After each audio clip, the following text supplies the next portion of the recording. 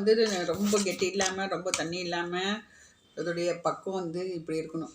இப்போ நம்ம இப்படி ஸ்பூனில் இப்படி கீறி விட்டால் மாவு இப்படி தெளிவாக நிற்கணும். அதனால தான் இந்த மாவை வந்து கலந்து எடுத்து காட்டுறேன்.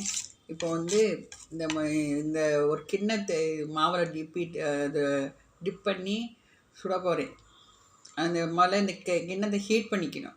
ஹீட் பண்ணிக்கிட்டு அப்புறம் அந்த கீழே தண்ணி இல்லாமல் தொடச்சிட்டு மாவை அந்த கிண்ணத்தை டிப் பண்ணி எண்ணெயில் போட்டு பொரிச்சு எடுத்தால் கிண்ண ஷேப்லேயே வந்து முழுகும் அந்த மோல்டு.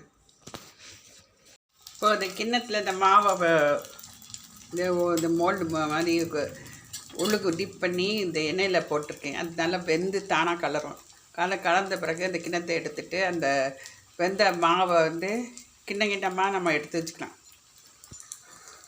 அது மோல்டு அப்படியே வெந்துட்டுருக்கு. அந்த மாவு நல்லா வெந்த பிறகு நம்ம எடுத்து வடிகட்டியில் எடுத்து வச்சுக்கணும்.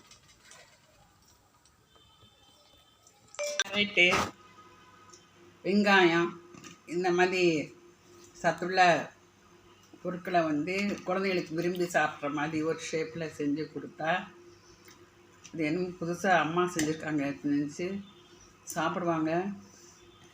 ஹெல்த்தியான வேர்க்கடலை, கேரட்டு கண்ணுக்கு ரொம்ப நல்லது. நிலக்கடலை பருப்பு ரொம்ப ப்ரோட்டீன், ரொம்ப நல்லது. இந்த மாதிரி குழந்தைங்களுக்கு கொடுத்த வகையில் நம்ம வந்து ஸ்நாக் ஐட்டம் இந்த மாதிரி ஷேப்லலாம் செஞ்சு கொடுத்தா குழந்தைகள் விரும்பி சாப்பிடுவாங்க. இது செஞ்சு பாருங்கள், ஈஸியாக தான் இருக்கும், ஒன்றும் கஷ்டம் இல்லை. இந்த மாதிரி செஞ்சு பார்த்து ஷேர் பண்ணுங்கள். எங்கள் சேனலுக்கு சப்ஸ்கிரைப் பண்ணுங்கள், சப்போர்ட் பண்ணுங்கள்.